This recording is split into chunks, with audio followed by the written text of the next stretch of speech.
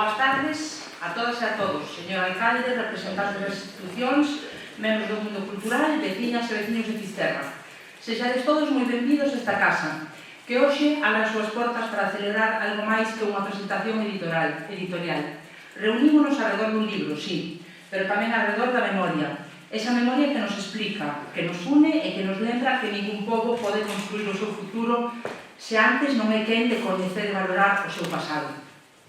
Fisterra é unha terra onde o mar nos ensina cada día que toda viaxe ten unha orixe. A obra que hoxe presentamos é precisamente iso, unha viaxe rigorosa e apaixoada ao corazón da nosa historia medieval, un exercicio de investigación que devolve a luz unha figura esencial do noso pasado e o tempo enriquece o patrimonio histórico e cultural de Galicia. Os libros teñen a capacidade de vencer o tempo, permanecen cando as xeracións pasan, conservan a memoria, cando os recordos esmorecen e convértense nun legado para quen ha vir detrás de nós. Por iso, cada libro que nace tamén é un acto de esperanza e de compromiso coa cultura. Quero expresar o meu agradecemento ás persoas que hoxe nos acompañan nesta mesa e que, desde diferentes responsabilidades e ámbitos do coñecemento, contribúen a dar maior valor a este acto.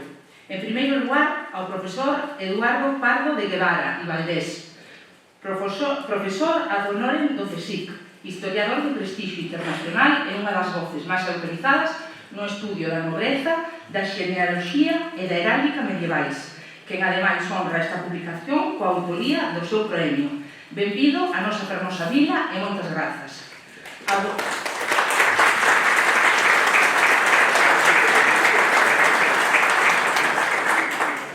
Ao doutor Pablo Otero Piñeiro Maseda, director do Instituto de Estudios Galegos Padre Sarmiento, investigador comprometido coa conservación e interpretación do noso patrimonio cultural, cuxo labor continúa fortalecendo o coñecemento da historia de Galicia. Graciñas de corazón.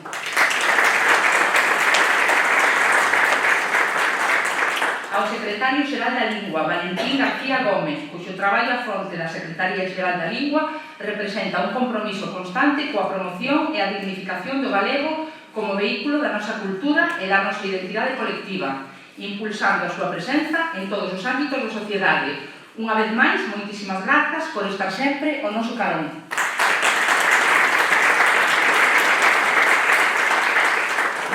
O meu compañeiro e alcalde, Luís Insualago, polo seu apoio permanente ás iniciativas culturais e pola convicción de que investir en cultura é investir na identidade e no futuro da nosa vila.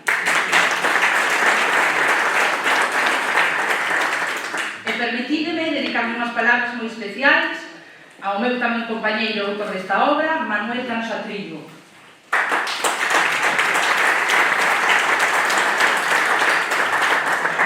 Como compañeiro, sei ben que detrás destas páxinas hai moito máis que horas de arquivo e de investigación. Hai anos de constancia, de paciencia e de respeto pola verdade histórica, noites de dúbidas e días de descubrimentos. De aí a teimoxía de quen non se conforma con que o pasado permaneza en silencio. Manuel soubo facer dialogar os documentos coa historia e a historia co presente. Con este libro non só recupera a figura de López Sánchez Moscoso, tamén nos ofrece unha parte de nós mesmos, das nosas raíces e da nosa memoria. Ese é seguramente o maior mérito dun historiador, conseguir que aquilo que aparecía afastado volve a emocionarnos e nos axude a comprender mellor o lugar que ocupamos no mundo.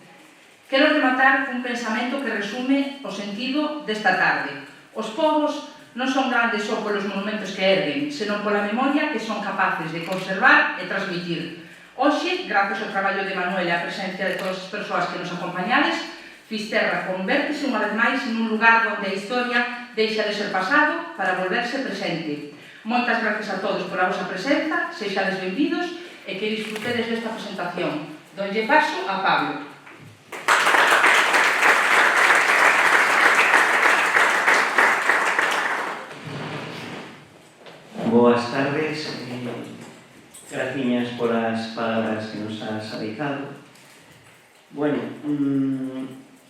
aquí hay varias personas en la mesa y un poco para situar, vamos a hablar de un libro, y el libro que se va a presentar hoy pues tiene dos partes fundamentales, que es como deben tener prácticamente todos los libros de historia, que es la parte del relato, y que básicamente el propio autor se va a encargar de presentar, pero también dentro de ese relato pues hay unas cuestiones que mi colega el doctor Pablo de Guevara va a precisar sobre la figura y del titular, del llamado en aquel momento vizcondado de Finisterre. Y entonces, ¿cuál es mi papel? Bueno, pues yo voy a hablar un poco de mi ámbito de especialización, que es el del patrimonio documental, es decir, la segunda parte del volumen. ¿Y por qué? Porque, bueno, al fin y al cabo, los documentos que van generalmente incorporados en una publicación de historia suelen ir al final como apéndice, pero en realidad deberían de ser los verdaderos protagonistas porque son con ellos con los que se hace el relato. Vivimos en una época en la que nunca ha sido tan sencillo acceder a documentos históricos. Cualquiera con un dispositivo móvil al uso pues puede acceder pues, a los grandes archivos, no solo regionales, sino nacionales e internacionales. Esto es debido pues, a un esfuerzo que realizan archivos, bibliotecas e instituciones de difundir el patrimonio documental. Y sin embargo es una cosa un poco paradójica que si bien ahora hay esta facilidad para la consulta de los documentos, no es el momento en el que las disciplinas científicas que se encargan del estudio de esos documentos pues tiene mayor auge. Pues hablo, por ejemplo, de la paleografía, de la diplomática, de aquellas disciplinas científicas que nos ayudan a leer, pero también nos ayudan a comprender y a interpretar correctamente lo que dicen. Porque un documento antiguo no habla por sí solo. Antes de utilizarlo para realizar el relato, para realizar la historia, hay que saber leerlo bien, hay que entenderlo, hay que entender los términos con los que están redactados, averiguar en la medida de lo posible quién lo produjo, con qué finalidad, es decir, analizarlo de manera íntegra como testimonio histórico. Bueno, esto es algo que ya hace bastantes décadas, pues dos investigadores franceses decían una frase que desde mi punto de vista hoy sigue estando plenamente vigente, que es nada suple a los documentos y donde no los hay, no hay historia. Esto decía Sinobo y Langlois allá, si no recuerdo mal, a finales del siglo XIX. Y hoy, a pesar de que vivimos pues, en una época en la que parece que lo que sucedió antes de ayer pues, ya es demasiado pasado, pues en historia no, estas afirmaciones, aunque tengan ya muchos años, pues están plenamente vigentes. Y están plenamente vigentes porque, por desgracia, muchas veces lo que debería de ser una historia pues no se confunde con otra serie de conceptos, como puede ser una opinión, como puede ser un relato no reconstruido, fundamentado en evidencias empíricas, y al final pues hablamos de otra cosa que no es la investigación histórica. ¿A dónde quiero llegar con todo esto? Pues que estamos delante de un libro especialmente valioso, porque no nos encontramos con una narración que aquí Manuel Canosa pudo realizar pues, de un personaje del siglo XV pues, porque le gustaba, porque estaba atraído por su obra, por su personalidad, etc. No es así. En este volumen que todos ustedes pueden consultar, Manuel Canosa ha realizado un ejercicio importante de crítica documental. Ha reunido una cantidad de documentación dispersa por diferentes archivos, y creo que en torno, si la memoria no me falla, en torno a una quincena de archivos. Ha consultado bibliotecas, centros documentales, en algunos sitios ha encontrado documentación que le interesa, en otros no. Y sobre todo que pone a disposición de los investigadores una colección de 14 documentos reunidos sobre la figura de López Sánchez de Moscoso, que es lo que hasta el día de hoy él ha conseguido reunir respecto a este importante personaje del siglo XV, especialmente trascendente para lo que supone la memoria, el recuerdo de esta vieja tierra gallega. Y desde mi punto de vista, y como llamémosle, si tienen ustedes, como paleógrafo, pues para mí es uno de los grandes valores de esta obra. Una buena obra, una obra en la que se editan documentos, en la que se publican, se transcriben, no solo es útil para Manuel Canosa, sino que es para lógicamente para las personas que quieran contrastar las informaciones que él da en el libro, pero también para que otros investigadores, otros historiadores en el futuro también puedan partir de ese conocimiento previo para seguir avanzando. Ojalá no sea esta la obra definitiva sobre Lope Sánchez de Moscoso, que sea el primer punto sobre el que él o otros investigadores pues, puedan continuar conociendo la trayectoria histórica de este personaje. Los historiadores solemos decir que cada generación vuelve a formular preguntas sobre el pasado, preguntas y las reformula. Para poder hacerlo necesita tener delante los documentos para saber por qué unos interpretaron la historia de una manera y otros en el futuro la pueden hacer de otra. Y sin esta labor previa, muchas investigaciones pues, no serían viables, están fundamentadas en la acumulación de conocimientos que realizan diferentes generaciones de personas. Al final, ¿con qué es lo que me quedo? ¿Qué es lo que pongo en valor de esta obra? Pues que es una reivindicación del método histórico, es decir, del buen hacer en historia.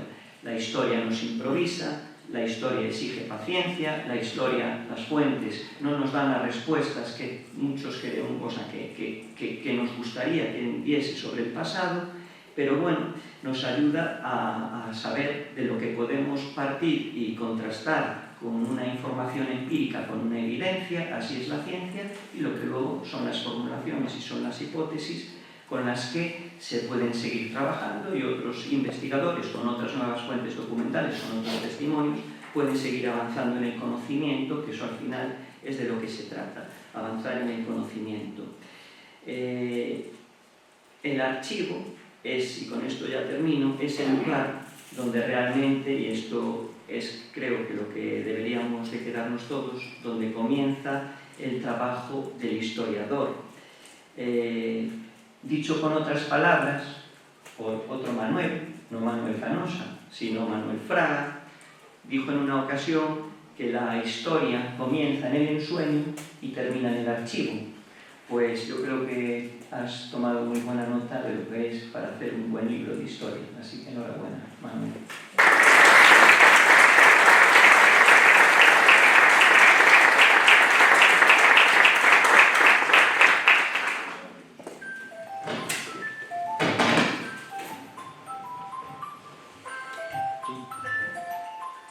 Señor alcalde, buenas tardes a todos. A mí me toca hablar, pues, no tanto del libro, porque efectivamente, como ha sucedido esta mañana también, el autor es el que tiene que presentar el libro. Entonces podemos adornar un poco esa presentación con algunas observaciones, algunos comentarios. Yo la primera observación que quiero hacer es que creo que Canosa ha logrado componer un libro enormemente útil, singularmente útil, y una obra realmente muy completa, porque efectivamente, como se acaba de mencionar, reúne una serie de documentos que estaban dispersos, algún relato también histórico muy útil, que también hay que andar buscando en la obra original, y aquí lo presenta independizado, y luego, por otra parte, ha logrado reunir también algunos documentos inéditos que no conocíamos. Yo creo que eso es un poco la sustancia del libro, y luego a partir de ahí el autor podrá añadir otras consideraciones. Yo no me atrevo a hacer un reproche personal, pero sí quería dejar en el aire una reflexión o una observación al contenido del libro. Considero que es un error transcribir los documentos con un criterio filológico y recomponer las abreviaturas entre corchetes. No es un error para el lector, una limitación para el lector. Yo quería hincarle dentro de los documentos, ahí por la noche estaba mirando, y la verdad que se le quitan las ganas porque los corchetes pegan la lectura, dificultan la lectura y no son necesarios. En realidad se podía poner simplemente con desarrollar las abreviaturas inclusivas, estaba resuelto el problema, ¿no? Me parece a mí, ¿no? Pero bueno, insisto, es una reflexión, que no es un reproche, una reflexión de tipo más bien personal, porque siempre hay una pugna, habrá que recordarlo, entre los paleógrafos historiadores y los paleógrafos filólogos. Los filólogos quieren estudiar el documento, los historiadores queremos saber qué es lo que nos cuenta el documento. Y claro, si no lo puedes leer con comodidad, pues estás creando un problema al historiador, pero luego al lector común, pues también le dificulta la lectura. Se te quita las ganas de leer el documento, bueno, pues saber lo que te dice en el texto y describir el documento. Bien, era una reflexión más bien anecdótica que no quería dejar de hacer. Bien. Y ahora, en cuanto a lo que yo quiero hablarles, pues son algunos comentarios en torno a lo que me rodea sobre el libro. En primer lugar, bueno, aquí habla López Sánchez Moscoso, un vizconde en los tiempos de Enrique IV. Bien, un vizconde, ¿qué es un vizconde? ¿Qué es un título nobiliario o qué es un título del reino? Pues todo el mundo sabe o ha oído hablar de un duque, de un marqués, de un conde, pero ¿eso qué es? ¿Y cuándo aparece? Yo he visto muchos libros de historia que confunden eso con los títulos condales de la plenitud medieval. O sea, el conde don Fernando Pérez de Traba, por ejemplo, ¿no? Y se habla siempre de los condes de Traba. No hubo nunca condes de Traba. Hubo un señor que era conde de Traba, que era conde, y era Fernando Pérez de Traba, pero no es que fuera un condado de Traba. No sé si me estoy explicando, ¿eh? Y esos títulos además eran títulos personales, no transmisibles, o sea, no hereditarios, eran, digamos que, iban recargados primero de un honor y de una potestas, y de un poder gubernativo sobre una circunscripción, etc. Pero no eran lo que entendemos como títulos nobiliarios. ¿Qué son los títulos nobiliarios? ¿Cuándo aparecen? Bueno, pues yo creo que esto es interesante recordarlo, porque a menudo también se ignora, ¿no? Los títulos, lo que entendemos como títulos nobiliarios aparecen, el más antiguo, por ejemplo, aparece hacia 1327, 28, para recordar, y lo recoge la crónica de Alfonso XI, cuando Alfonso XI hace conde de Trastámara a un personaje que se llama Álvaro Osorio, ¿no? Privado. El personaje al que le concede el condado de Trastámara lo recoge la crónica, Vaz conde y brindan con las copas y a partir de ahora os llamaréis conde y tal, ¿no? Pero en realidad a partir de ahora duró muy poco, porque 2 años después lo mandó a asesinar al pobre, al con lo cual el conde de Trastámara desaparece 2 años después y no vuelve a haber más conde de Trastámara hasta más de 50 años más tarde, cuando el sobrino de Enrique II, el hijo de don Fadrique, el maestre de Santiago, don Pedro, lo hace conde de Trastámara y concede los territorios que le habían sido secuestrados a don Pedro Fernández de Castro, a don Fernando de Castro de toda la lealtad de España, y lo hace conde de Trastámara, Lemos y Sarria. Y ese conde don Pedro fue conde de Trastámara, Lemos y Sarria, y aparte de condestado de Castilla, y su hijo, don Fadrique, el duque de don Fadrique, fue también conde de Trastámara, y a este pobre también se metió en unos líos políticos. En aquellos años se resolvían con juicios, en los siglos XX lo quitaban de en medio. Al pobre duque de don Fadrique, pues lo metieron en un castillo, en el castillo de Peñafiel, y apenas un año después apareció muerto una mañana don Fadrique. Y ahí se acabó el condado de Trastámara. Y hacia el año, ahora hablo de memoria, creo que es hacia el año 1445, Juan II concedió el condado de Trastámara con el territorio de Trastámara, pero no todo, a un Pedro Álvarez Osorio, que es el primer conde de Trastámara, ya como título hereditario. Y a partir de ahí se suceden todos los condes de Trastámara hasta hoy. Me parece que acaba de salir, y si no, va a salir ahora un artículo en la revista Estudios Mundaneses que he escrito con todos los condes de Trastámara desde aquel momento hasta hoy. Ahí si alguien tiene curiosidad lo podrá encontrar en la revista Estudios Mundaneses. Los títulos surgen en ese periodo que he dicho, entre 1320 y tantos, y empiezan a ser frecuente la concesión ya en la segunda mitad del siglo XIV y sobre todo ya en el siglo XV. Por esos títulos, el título es el documento, el título de la concesión de un territorio, de un patrimonio o de una villa, un puerto, etc. O sea que la concesión iba asociada a una concesión, a un privilegio sobre un territorio, sobre una villa, o la concesión se hacía sobre la villa o el territorio que tenían propiedades el beneficiario. Es decir, que el título estaba asociado a un patrimonio. Y esto fue así durante todo el siglo XV hasta los Reyes Católicos. Con los Reyes Católicos se interrumpe por completo, pero prácticamente de una manera determinante, la concesión de patrimonios, o sea, de territorios, villas, etc. Y se concede entonces el título meramente como un título de dignidad, un título honorífico, lo que se llama un título del rey.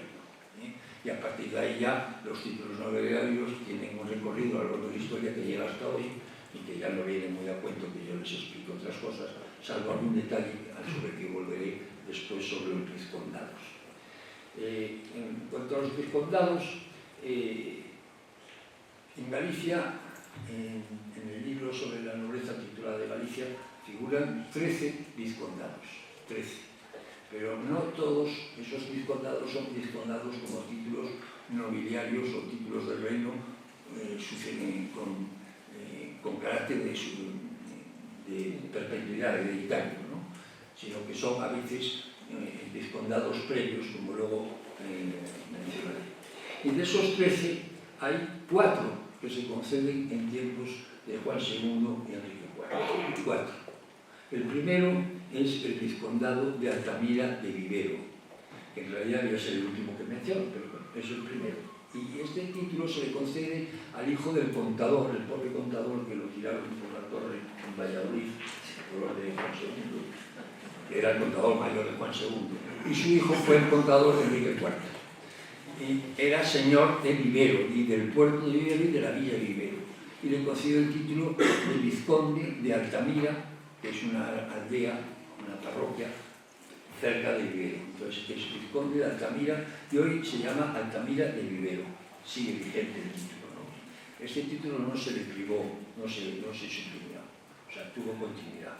Aunque el titular también tuvo una vida un poco extraña, políticamente, digamos que desafortunada, porque apostó por el partido del príncipe don Alfonso en la guerra civil con Enrique IV, lo que provocó que le privaran de la propiedad del puerto y villa de Vivero, y lo perdieron, pero no le quitaron el título de vizconde.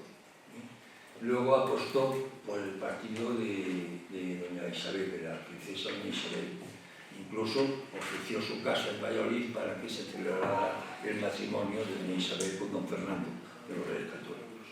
Y eso lo que provocó es automáticamente que le secuestraran su palacio en Valladolid, ¿no? Y luego pues, defendió a doña Juana, la excelente señora, doña Juana la Beltraneja, lo que provocó que perdiera también sus patrimonios.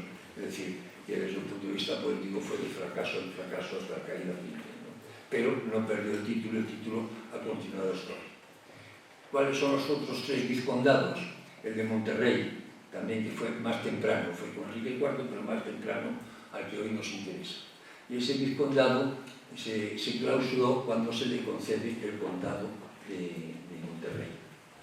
Se le conceden a Ulloa, que estaba casado con una zúñiga, que era el patrimonio de Monterrey, en Orense, ¿no? Y luego quedan otros 2 vizcondados, el de Tui, que se le concede a Pedro Álvarez de Sotomayor, y el de Finisterre, que se le concede a López Sánchez de Moscoso. Nosotros lo llamamos de Moscoso, pero veremos a él por qué. Estos 2 vizcondados tuvieron una vida muy efímera. Pues no recuerdo muy bien la fecha, pero duraron apenas 2 años, como me corregirás, algo así, ¿no? Hay dudas sobre la supresión, pero todo parece indicar que se suprime justo antes de la muerte de Enrique IV. Enrique IV, si no recuerdo mal, muere el 11 de diciembre de 74. Y yo creo que la supresión del título es en noviembre, diciembre, por ahí, me parece recordar, ¿no? O sea que es una vida muy efímera. Hay otros que opinan que el título no lo suprimió Enrique IV, sino lo suprimieron los reyes católicos concediéndole a cambio el condado de Altamira, que se concedió a comienzos del 75. Incluso me parece recordar que el condado de Altamira no lo concede los reyes católicos, lo concede don Fernando Solas. Pero bueno, el caso es que son dos títulos de vida muy efímera. ¿Y por qué es una vida efímera? Porque llevaba implícita la concesión de la villa y puerto de Finisterre o del puerto de la Guardia. Puede ser que sea esa la razón y, naturalmente, con los conflictos, como supongo que Canosa nos contará ahora, con el arzobispo de Santiago, porque todo esto formaba parte de lo que era la gran tierra de Santiago, la gran señorío territorial de los arzobispos de Santiago. La tercera cuestión que quería mencionar era el personaje. López Sánchez de Moscoso, o más exactamente López Sánchez de Ulloa. ¿Y por qué digo esto? Bueno, porque habría que hablar del retrato social del personaje. El retrato social hoy tiene un poco interés en la vida de nuestra sociedad, porque uno es lo que es por sí mismo, no es por ser hijo de nadie. En aquella época el retrato social era importante porque explicaba quién era la persona. López Sánchez de Moscoso pues, era hijo de Vasco López de Ulloa. Vázquez López de Ulloa era el heredero de la casa de Ulloa, de Villamayor de Ulloa, en tierras de Lugo, ¿no? Pero porque era el hijo mayor de López Sánchez de Ulloa y de doña Aldonza de Mendoza. Doña Aldonza de Mendoza era sobrina del arzobispo don Lope de Mendoza. Y López Sánchez de Mendoza, después, López Sánchez de Ulloa se casó después en un segundo matrimonio con otra señora llamada doña Inés de Castro. Y esta doña Inés de Castro tuvo con él varios hijos, un hijo y varias hijas. Y para que heredara a su hijo, dice las lenguas, las malas lenguas, que lo dice Vasco da Ponte, lo transmite, que mandó a asesinar al primogénito, su marido, que es el padre de nuestro personaje, ese Vasco López de Ulloa, que por lo tanto no heredó los bienes de Ulloa. Este Vasco López de Ulloa, antes de ser asesinado, había casado con una Inés de Moscoso. Y esta Inés de Moscoso es hermana de los señores de Altamira, y es por lo que López Sánchez de Moscoso no se llama Ulloa, se llama López Sánchez de Moscoso, porque hereda los bienes de la casa de Altamira de los Moscosos. Esa es la razón. Y se convierte en sucesor de sus tíos, Bernal Yáñez y Álvaro de Moscoso, que eran los señores de la casa de Altamira. Bien.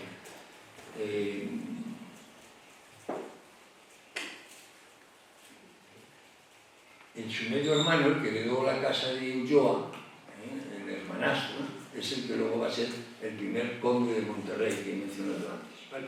Bien.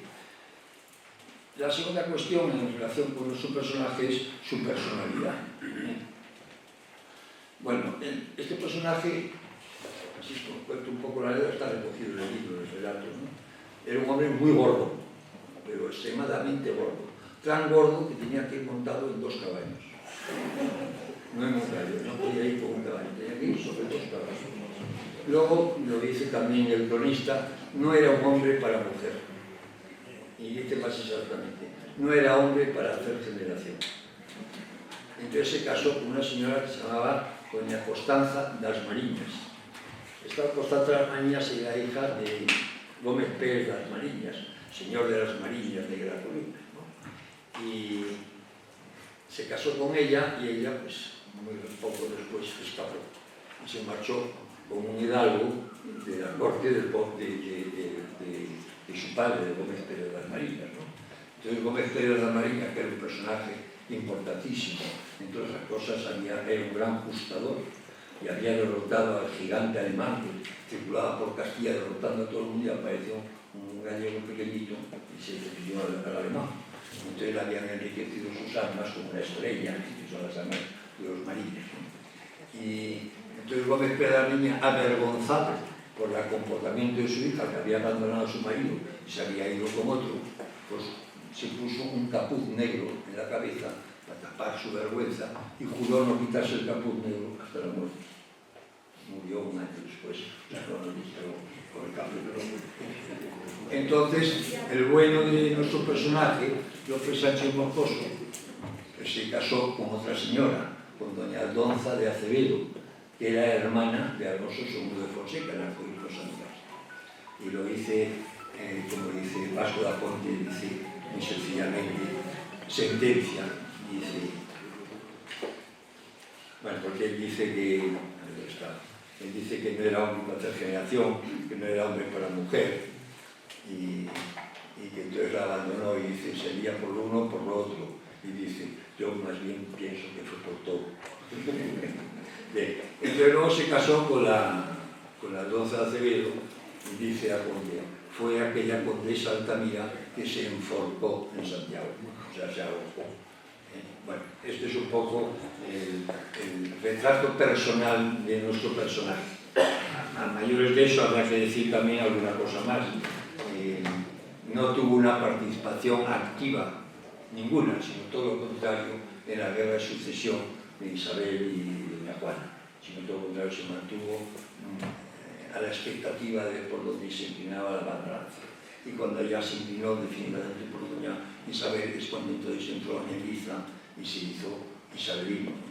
Y por eso fue premiado justo al comienzo del reinado, yo creo que fue en marzo del año 75. Pero luego no tuvo mucha fortuna en el desarrollo de su vida, en los conflictos que hubo en las décadas siguientes, y finalmente pues falleció sin generación, y le sucedió en el título su sobrino, que era, no me acuerdo cómo se llama, sobrino, Lope de Moscoso, o Lope Sánchez Moscoso, que era su sobrino, no, don Rodrigo, perdón, que era su sobrino, hijo de doña Urraca de Moscoso. Y este Rodrigo Osorio, también podemos decir que era hijo de doña Urraca y de don Pedro Osorio. ¿Y quién era don Pedro Osorio? Pues uno de los tres grandes caudillos de la rebelión en Mandilla de 1467. No comento como mera anécdota. Bien, y poco más queda decir sobre el personaje. Y ahora, otra cuestión muy importante. El tema de los vizcondados. Hasta entonces, hasta este momento que estoy contando, los vizcondados era un título más de los muchos, de los diversos que se concedían en aquel momento. Por ejemplo, se concedían muchos condados, prácticamente, ni iba a decir que ninguno, no, pero muy pocos marquesados y algún que otro ducado. Luego eso fue evolucionando con el tiempo, empezaron a concederse ya muchísimos más condados, muchísimos más pesados, bastantes más ducados, y en cambio los vizcondados cayeron prácticamente en desuso. Prácticamente desuso no quiere decir que no se concedieran, pero ya muy pocos, ¿no? Y entonces llegamos así a un momento muy importante. Hacienda se dedica a recaudar, ¿verdad? Y recauda en todos los rincones que puede. Y uno de los que intentó recaudar fue la concesión de los títulos. O sea, tú recibías un título y tienes que pagar un impuesto por recibirlo. Entonces, bueno, tú te concedían el marquesado, el condado, lo que fuera, y pagabas el impuesto correspondiente a la corona. ¿Qué impuestos eran? Por las lanzas y las medias annatas. Y, bueno, las medias annatas se pagaban una vez y suponían que era la media anualidad de todas tus rentas. Todo lo que ganabas un año, la mitad, tenías que entregarlo a la Hacienda Regia por la concesión del título. Y luego tenías que pagar las lanzas. Las lanzas eran el pago de las lanzas que se envían al rey en la milicia del ejército real, ¿no? Y esas las tenías que pagar todos los años. Y era bastante costoso, ¿no? Entonces, la Hacienda Regia lo que se inventó fue un recurso para recaudar más. Y es que para conceder un título, antes de conceder el título, el rey tenía que conceder el título inferior rango, que era el vizcondado. Y entonces te concedían el vizcondado, pagaban los derechos, la media nata y las lanzas por el vizcondado, y acto seguido te concedían el título o sea, el marquesado, el condado, el ducado, lo que fuera. Y se suprimía el vizcondado, y el vizcondado desaparecía. Por eso hay muchos vizcondados que se van concediendo, pero luego no tienen continuidad, simplemente porque se suprimían automáticamente. Y esto fue así hasta mediados del siglo XIX, en el que a mediados del siglo XIX ya se estableció que no había vizcondados previos. Entonces se conceden vizcondados nuevos, pero ya como títulos normales. Más o menos esta es la historia así muy toscamente explicada, pero creo que me habrán comprendido muy bien lo que es el recorrido de los títulos nobiliarios. Es decir, tienen una mala imagen los vizcondados en la historia nobiliaria, sí, en los siglos modernos, no del siglo XV. ¿Vale? Y hablando de imagen, pues quiero concluir ya con un pequeño comentario que me ha sugerido el doctor que lo haga, que es sobre la imagen heráldica de los moscosos de Altamira, los señores de Altamira. Normalmente suele decirse que la heráldica de los moscosos es una cabeza de lobo, pero yo sospecho que no era exactamente así. En realidad era una cabeza de oso. Una cabeza de oso porque eran unas armerías parlantes. Es decir, si los Piñeiro usan un pino, si los Carantoña usan unas caras, si los Canedo usan un can, si los Ortigueira usan unas ortigas, pues los moscosos usan un oso, una cabeza de oso. Así es sencillo. En la sociedad medieval era así, no piense que no, era una cosa muy rápida, muy sencilla.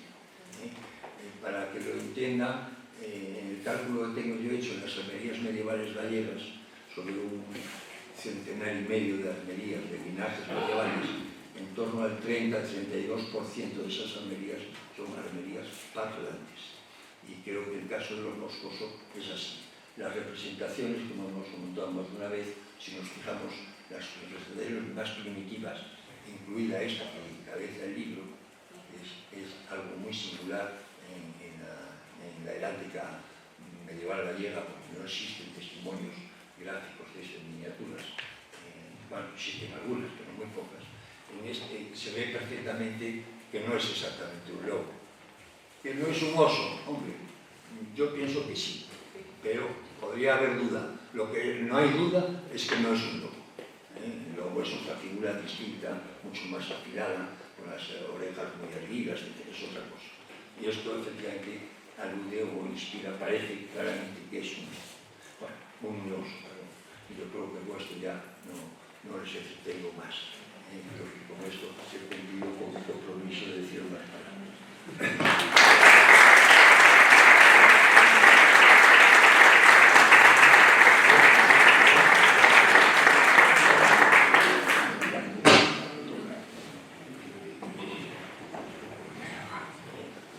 Buenas tardes a todos. Primeiro, daros as gracias a todos que estamos hoxe aquí. Un día tan caluroso que se pode estar na playa, estar aquí aguantando esta charla. Segundo, tamén agradecer a Luis e a Susana, compañeros que me permitirán presentar isto aquí, na Casa de Todos Fisterranas. Gracias a Eduardo por ese proemio maravilloso no libro, que non se merecía. No habla de ello, pero lo leas. Moitas gracias a Paulo, que dicir del, tantos consellos para darle forma a todo isto. Non sería o mismo este libro sin a axuda de Paulo, evidentemente. E moitas gracias a Valentín por facer isto posible, por financialo, e que todos poden ter un exemplar gratuito gracias a Xunta de Galicia, a Consellería de Cultura e a Secretaría Xeral da Lingua. Moitas gracias a todos por participar pouquinho a pouco no libro. O que me queda agora é presentar un pouco a estrutura do libro, que ten unha parte inicial que é un proemio de Don Eduardo, e consta de 4 capítulos, e son todos moi diferenciados. O primeiro capítulo titúlase Casa de Moscoso, e o que pretende facer unha edición crítica do capítulo de Casa de Moscoso, que está incluído na obra de Vasco da Ponte de Recuentos das Casas Antiguas del Reino de Galicia. E o que se pretendía aquí era identificar as diferencias entre o manuscrito da Biblioteca Nacional e a edición crítica que realizou o equipo de investigación Galicia hasta 1500. E todas esas diferencias que se foron buscando entre uns e outros estaban reflexadas nas notas a rodapé, entre uns e outros. Un segundo capítulo, que é a parte que se titula O Vizconde, que é unha parte biográfica, que ten subcapítulos. A primeira é unha biografía pura de Genefillo e todo eso.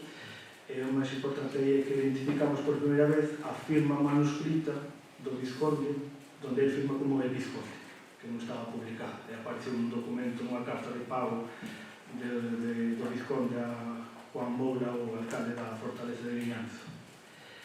Depois hai outra parte que é legitimidade de conflito, que esta vamos a deixar para os documentos que se entende mellor. A parte do ascenso, porque despois de ser Vizconde de Finisterre ascende a conde de Altamira, como falaba Eduardo. Hai unha parte de sucesión, que xa explicou Eduardo, que primeiro casou con Constanza das Mariñas, logo casou con Alonso de Acevedo, non tuvo descendencia con ninguno dos dous, entón queda heredeiro no seu testamento o seu curmán Rodrigo Soler de Moscoso, que xa o explicou moi ben o don Eduardo. Outro capítulo que é a súa morte, porque ser unha persona tan importante na época non hai evidencia nin arqueolóxica nin documental de onde está enterrado.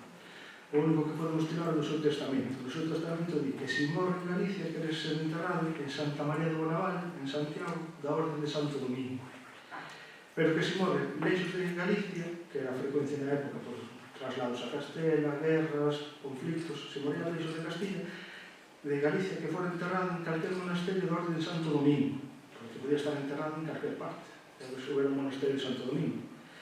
Pero que cando o seu corpo xa non tuvera carne, só foran osos, que fora trasladado a Santo Domingo de Bonaval. Entón, podría estar en Santo Domingo de Bonaval, pero non hai restos arqueológicos nin documental de onde está. Outra parte sería as súas armerías, o do oso, o do lobo, que non hai ningún que o explicar mellor que don Eduardo. E aquí xa pasamos o que sería o terceiro capítulo, que é os documentos. Entón, na parte de documentos, o primeiro que había que facer era fixar os criterios de edición e unha regla xeral de transcripción. Eu utilicei os corchetes como Rodrigo Pousa, outros para edicións diplomáticas, outros para edicións paleopáticas. Nos utilizamos ese criterio de transcripción. Incluso a veces falaba con Modesto se acentuaban os documentos en galego e en castelán, e ao final non se acentuaban porque a mitad dos documentos estaban en romance, non en galego e en castelán. Entón, que vas a usar? Que idioma está o documento? Non se sabe. Algunos estaban en galego, castelán, entonces non se acentuaba. Había que, con toda a documentación que había publicada por internet en algúns autores, era dudoso. Entonces, preferimos recolectar toda a documentación e ter dúas hipótesis. A primeira hipótesis era que López Sánchez Moscoso si falsificou o título e se apropiou legitimamente da vila do Porto de Fisterra, ou unha segunda hipótesis que Enrique IV si concedera o título legitimamente, mas xunto coa vila e co porto. Entón, eran as dúas hipótesis que tivemos na mesa e había que ter a documentación encima, e estudiando unha por unha.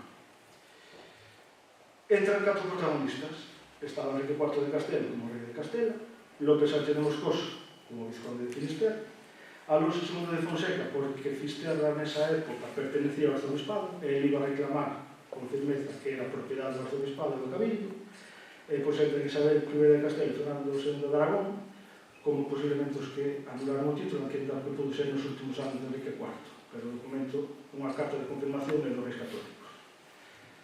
Moi corto, só 1473, 1475, 2 anos, hasta que o abastelen a conde de Altamira. Toda a documentación, os 14, 15, 16 archivos onde hai documentación, moitos máis que se consultaron, que non están aquí postos porque non conseguimos documentación. Todos non os tem, pero fomos a moitos máis, pero non se citan porque non conseguimos nada importante. Vamos a falar de 12 documentos, son moitos máis outro libro, pero son os que nos importan para a problemática do vizcondado. O primeiro documento que hai no libro é o testamento do seu tío Álvaro Pérez de Moscoso, que era onde deixa como herdeiro universal a seu sobrinho a López Sánchez de Moscoso porque morre sin descendencia. Entón, aí xa se fai cargo da casa de Altamira. Tal día como hoxe, o 27 de xullo de 1473, fai hoxe 553 anos, Enrique IV concedía o título de vizconde de Finisterre a López Sánchez de Moscoso. Por eso diximos este día, así un lunes, porque queríamos facer coincidir xusto o día da concesión do título. Lamentablemente, ese título está en paradeiro desconhecido. Non se sabe onde está. Pero, nun inventario realizado na Casa de Altamira en 1512, aparece unha carpeta co título de Viscondado de Finisterre. Posiblemente ese título vai aparecer ese documento traspapelado noutra carpeta. pero, como di Pablo, hai cantidades ingentes de documentos sin leer. Entonces, aparecerá algún día ese documento nunha carpeta traspapelada.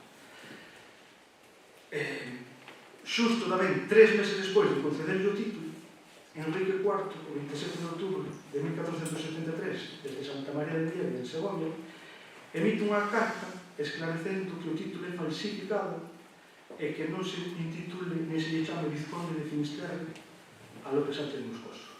Claro, se estamos neste punto onde o título non aparece e o rei dice que é falsificado, podemos pensar que é falsificado. Entón, a partir de aquí, bueno, vamos a seguir buscando documentación posterior a este documento, a ver se hai algo máis. Empezan a aparecer unha serie de documentos que son interesantes, como, por exemplo, en 1474, o 14 de maio, hai unha concordia entre Alonso de Fonseca e Pedro Álvarez de Sotomayor, Vizconde de Tui, expoñendo que o Vizconde de Finisterre e López Sánchez de Moscoso quede ao cargo da vila de Pontevedra como garantía. E tanto o arzobispo como o Vizconde de Tui se dirigen a él como Vizconde de Finisterre. Ese mesmo ano, en 23 de maio, o propio Alonso de Fonseca recibe un preito homenaxe de Álvaro Veloso en mans de López Sánchez de Moscoso e se dirixe a él como Vizconde de Finisterre. E xa estaba o título como falsificado, pero sigue se dirixe a él como Vizconde de Finisterre. Se ainda fora pouco, ese mesmo ano, 20 de xunio de 1474, o propio rei Enrique IV emite dúas mercedes de xullo. Unha, de 160.000 maravedíes a Diego de Muros, bispo de Tui, e López Sánchez de Moscoso, Vizconde de Finisterre, polas alcábalas de Malpica, Muxía, Cee, Muros e Fisterra. O rei volve a chamar Vizconde de Finisterre. Ese mesmo día, fai outra merced de xullo, 260.000 maravedíes a Diego de Muros, o bispo de Tui, e López Sánchez de Moscoso, Vizconde de Finisterre, polas alcábalas da Pobra, Muros e Noia. Volve a chamar Vizconde de Finisterre o propio rei, e facía uns meses que lle dixera que era falsificado. Se ainda fora pouco, ese mesmo rei, en novembro, o 22 de novembro, confirma o documento do 20 de xullo de 660.000 maravedíes e volve a chamar Vizconde de Finisterre. Entón, sigue buscando documentación, porque incluso o propio rei e o propio Fonseca, que é o que está metido no problema, pedindo a xurisdicción das súas terras, chaman de Vizconde. Hai outro documento xa no ano 75, 1475, un testamento de Gregorio de Valladares, que tamén conoce Pablo, ese documento, donde é regidor de Pontevedra, e ele se dirixe a López Sánchez de Moscoso, Vizconde de Finisterre, o meu señor. Sigue chamando Vizconde de Finisterre. No 75 de febreiro empezan os problemas de Fonseca. Fonseca sigue reclamando con firmeza o seu territorio, e o 19 de febreiro do 75, o arzobispo Fonseca, nunha procesión na cidade de Santiago de Compostela, lee públicamente a carta que emitiu o 27 de outubro de 1473 Enrique IV, donde lle impide chamarse Vizconde e añade unha amenaza de excomunión a que lle chama Vizconde e a él si se titula Vizconde. Amenazaba con excomunión nesa procesión. E non iba de farol, porque no 79 aparece unha sentencia de excomunión maior dictada polo arzobispo Menes González de Morrazo a López Sánchez de Moscoso e os alcaldes das súas fortalezas por usurpar territorios al Cabildo de Santiago e al Prelado de Fonseca. Entón, non iba en coña a amenaza. El seguía chamando Vizconde e excomulgou. Con todo este revuelo que se estaba formando, xa no ano 75, xa con Reis Católicos, en un contexto de reorganización da orde nobiliaria castelá, o 6 de marzo do 75, desde Olmedo, os Reis Católicos confirman a carta do 73 de Enrique IV, mandan unha carta ás autoridades da vila de Fisterra que non permitan que se lle chame Vizconde, que desocupe as terras e o porto e que non se lle volva a chamar Vizconde de Finisterre. E entón aquí anúlese o documento. Hasta aquí chega o documento. Que conclusións podemos sacar? Hai moitos máis documentos, máis cartas de espagos, máis pleitos homenaxe, esa é para facer un resumen. Que conclusión podemos facer? Que o otorgamento da dignidade sí que foi real, pero está vinculada a vila e ao porto, e esa posesión era reclamada con firmeza polo arzobispo. Entón, non se pode considerar como unha derrota política de López Sánchez de Moscoso, senón como unha resistencia eclesiástica eficaz na que querían impedir que o poder secular se puxera nunha territorio onde a Iglesia consideraba territorio inalienable. Entón, non querían que se permitise eso. A seguinte capítulo son uns aprendices genealóxicos. do libro, onde hai varias tablas genealóxicas, tanto da familia Ulloa como do propio condado Conde de Altamira no seu testamento. É unha tabla genealóxica maior. As dúas anteriores son da colección Salazar de Castro da Real Academia, e unha última que foi feita a través do libro de Don Eduardo, onde fomos xuntando todos, porque había fallos nos anteriores que Don Eduardo tiña subsanados, entón fixemos un resumen de 7 ou 8 generacións para atrás para que quedara claro. Evidentemente ten unha parte bibliográfica e ten o que para mí é o máis importante, porque a dedicatoria do libro, que está dedicada a unha persona que empezou comigo a esbozalo, que era José Manuel de Lomar.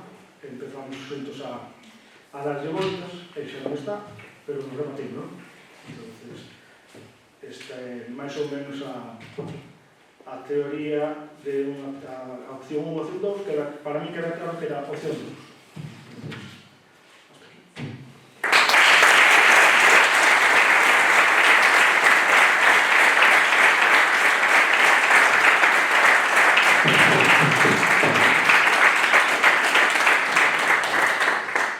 Moi boa tarde, señor alcalde, membros da corporación, señor Susana de Cultura, a Manuel Canosa, parabenizado por este fermosísimo libro que hoxe presentamos, e como non, os especialistas e investigadores do Instituto Padre Sarmiento, dependente do CSIC, que unha vez máis apoia unha edición da Xunta de Galicia, da Secretaría Xeral da Lingua, Pablo,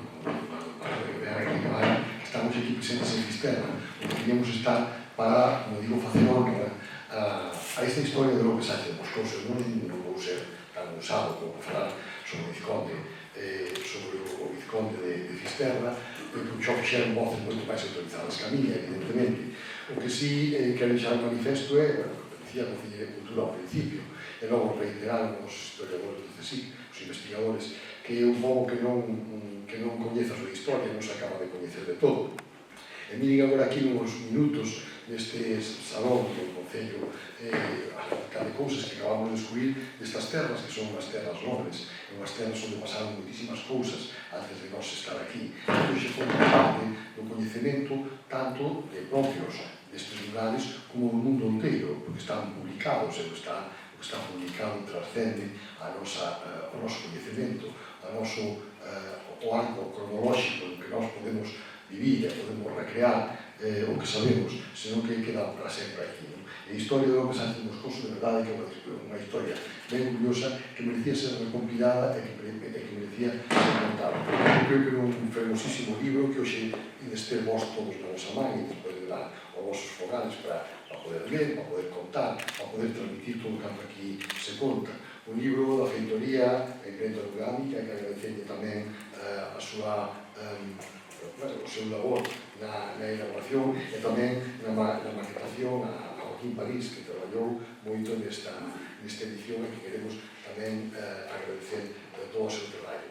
Por parte da Xunta de Galicia, do Consello de Cultura, Lingua e Xuventude, da Secretaría Xeral da Lingua, para nós é unha honra colaborar co Concello de Fisterra, que é membro da nosa rede de edición lingüística, é un colaborador habitual das accións que nós facemos, e, por tanto, por interese que tanto o alcalde como a corporación, como os investigadores incursos nesta materia puxeron, pois non pudiese de outra maneira de apoiar esta edición e facer o posible para que vostedes todos e moitísima máis xente que hoxe coñecemento deste condado que tanto deu que falar no seu tempo, seguro que agora dará que falar moito máis por os detalles todos aquí e seguidos. Por tanto, alcalde, para ver por esta iniciativa, seguiredes contando co apoio da Xunta de Galicia para todo este tipo de entidades e moi especialmente a Manuel Canosa, porque sabemos da ilusión, do traballo e das moitas horas. Antes dicíamos debaixo dun flexo, pero agora será diante da pantalla dun ordenador que hai que botar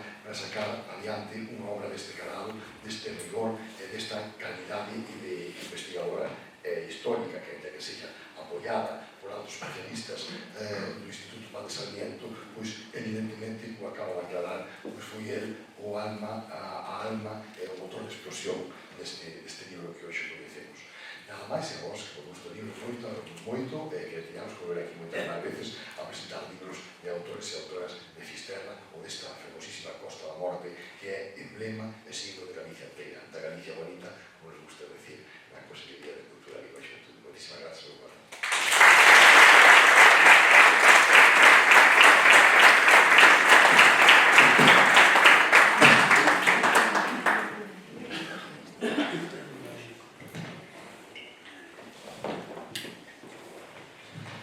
Bueno, pois, moi boas tardes e moi boas e calorosas tardes a todos e a todas. Moitas gracias por venir aquí a este salón de plenos que chamamos nos do Concello de Fisterra.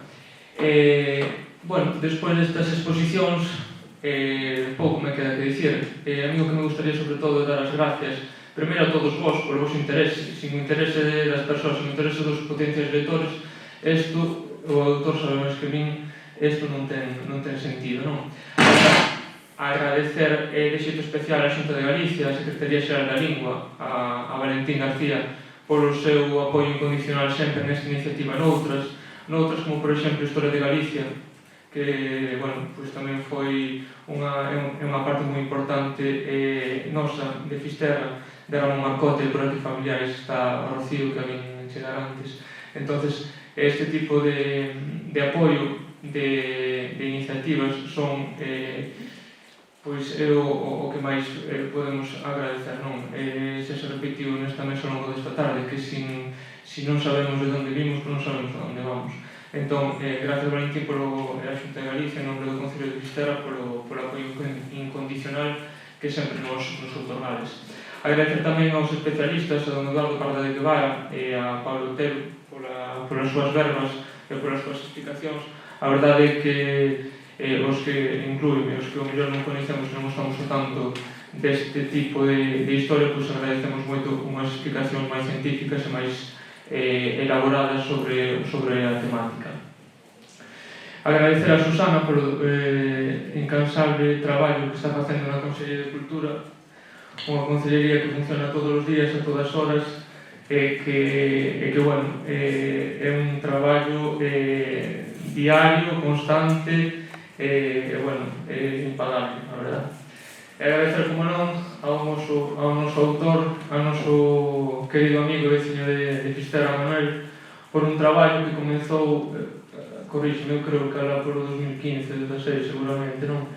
Como ti ben nombrastes, ainda estaba nesta terra unha persoa que era amigo teu, amigo noso, amigo de todos, e que no ano 2018 pois deixou de estar, estaba en Polonia, recordo perfectamente. Entón, bueno, é unha persona que todo queremos, recordamos, e que sin ler o libro, non tive unha ocasión, pois o seu nombramento e a súa dedicatoria, pois para mí parece xa o máis famoso do libro. Así que eu creía que en nome de todos, quizá non valga para nada, pero bueno, un aplauso para José Manuel Valdemar Serra, que seguro que estará explicando.